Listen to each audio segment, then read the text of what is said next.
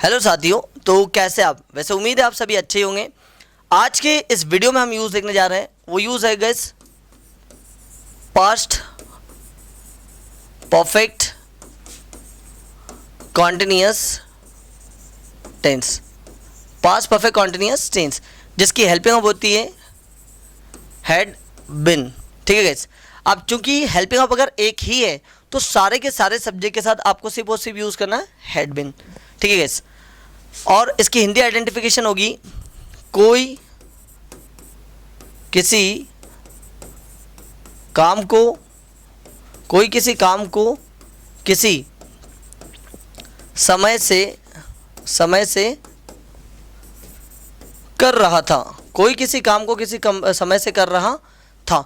तो जब इस तरीके के वाक्य आएंगे साथियों, तो ये सारे वाक्य बनेंगे पास्ट परफेक्ट कॉन्टिन्यूअस टेंस की मदद से। और हेल्पिंग ऑफ क्या यूज़ करनी होगी? Had been. और जितने भी परफेक्ट कॉन्टिन्यूअस टेंस है उन सब में वर्ब में क्या लगाना हमको? ING। पहले इसके हिंदी वाले वाक्य देखते हैं कि इसके हिंदी वाले वाक्य बनते कैसे। जैसे मैंने कहा, वह 2 घंटे से रो रहा था। मैं 3 घंटे से आपका इंतज़ार कर रहा था। पिताजी सुबह से अखबार पढ़ रहे थे। वह 3 घंटे से कमरे की सफाई कर रहा था। हम 3 सालों से दिल्ली में रह रहे थे। गाइस, इस तरीके के जब वाक्य आते हैं तो ऐसे सारे वाक्य बनेंगे पास्ट परफेक्ट कॉन्टिन्यूअस टेंस की मदद से। आइए इसका सबसे पहले देखते हैं पॉजिटिव वाक्य। पॉजिटिव वाक्य बनाने के लिए सबसे पहले आपको यूज़ करना है सब्जेक्ट, और आपकी हेल्पिंग ऑफ है हैड बीन, और वर्ब में आपको यूज़ करना है साथियों ING। उसके बाद में आ जाएगा ऑब्जेक्ट। समय को बताने के लिए आप यूज़ करेंगे सिंस एंड फॉर। और आपको पता ही होगा क्योंकि सिंस और फॉर पर मैं डिटेल में वीडियो बना चुका हूँ। यदि अब तक आपने इस वीडियो को नहीं देखा हो तो इस वीडियो को ज़रूर देखिएगा। इसकी सिंस का यूज़ कहाँ होता है, फॉर का यूज़ कहाँ होता है, मैंने पूरा डिटेल में इस वीडियो को वहाँ पर बनाया है। ठीक है, सारे कन्फ्यूजन दूर हो जाएंगे अगर आप सिंस और फॉर का उस वीडियो को देखते हैं तो। और दूसरा गाइस, डेक इंग्लिश इंस्टीट्यूट अपने एप्लीकेशन को लॉन्च कर चुका है प्ले स्टोर पर। यदि अब तक आपने इस एप्लीकेशन को इंस्टॉल नहीं किया है तो वहाँ जाकर इसे इंस्टॉल जरूर करें और घर बैठे आसानी से अपनी इंग्लिश को और बेहतर बनाएं। ठीक है साथियों, तो सिंस का यूज़ हम करते हैं स्टार्टिंग पॉइंट के लिए, और फॉर का यूज़ होता है पीरियड ऑफ टाइम के लिए, मतलब ड्यूरेशन के लिए। ठीक है गाइस, आइए तो पहले देखते हैं पॉजिटिव वाक्य। इसका पहले एग्जांपल देखते हैं। मैंने बोला वे 3 सालों से इंदौर में रह रहे थे। तो वे के लिए हम इंग्लिश में बोलते दे। आप सारे के सारे सब्जेक्ट के साथ क्या आएगा गाइस? Had been. आप रहने के लिए क्या बोलते हैं? लीव, और लीव में ING लगा हो जाएगा क्या? लिविंग। ठीक है, आप कहाँ रह रहे थे? इंदौर में। तो they had been living in Indore. कितने? 3 साल, फॉर 3 ईयर्स।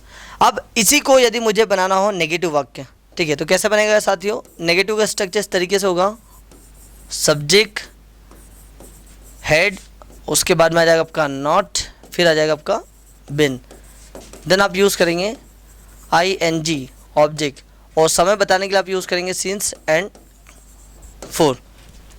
ठीक है, इसका एग्जांपल देखते हैं।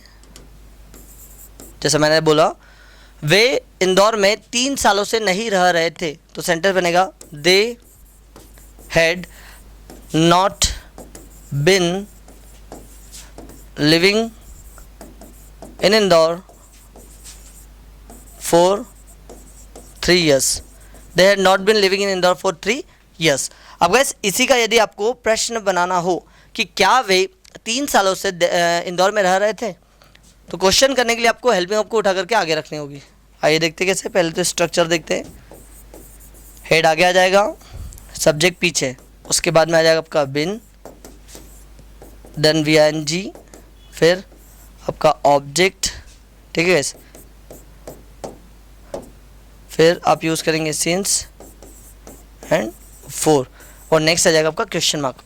जैसे मैंने कहा क्या वे इंदौर में 3 सालों से रह रहे थे, तो आप सेंटेंस बनाएंगे had they been living in Indore for 3 years.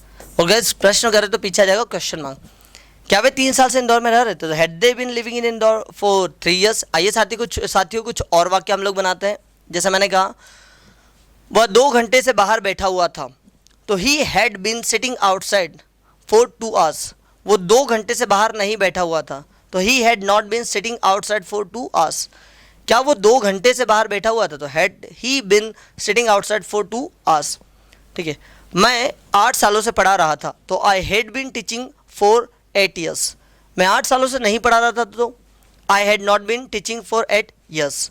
क्या मैं 8 सालों से पढ़ा रहा था? Had I been teaching for 8 years. वह सुबह से रो रही थी, तो she had been crying since morning. वह सुबह से नहीं रो रही थी, she had not bin crying since morning.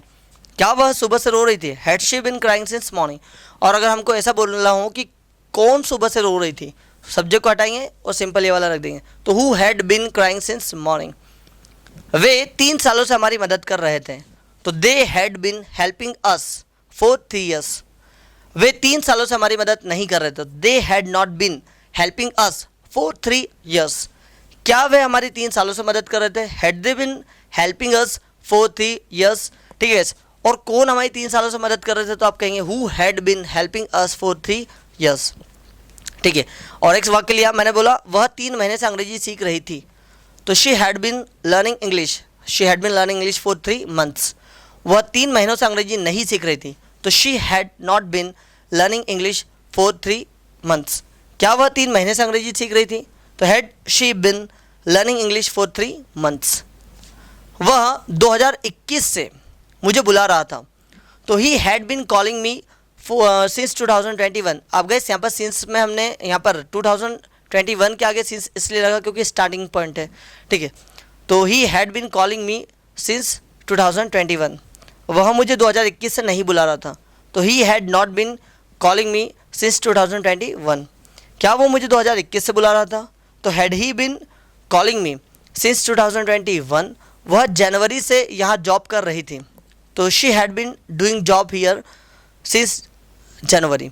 वह जनवरी से यहाँ जॉब नहीं कर रही, तो she had not been doing here job since January. क्या वह यहाँ जनवरी से काम कर रही थी, मतलब जॉब कर रही थी?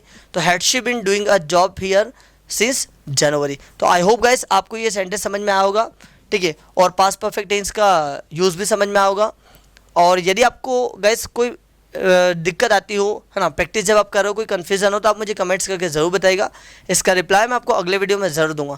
आप सभी का दिल की गहराई से बहुत बहुत धन्यवाद इस वीडियो को अंत तक देखने के लिए। जय हिंद।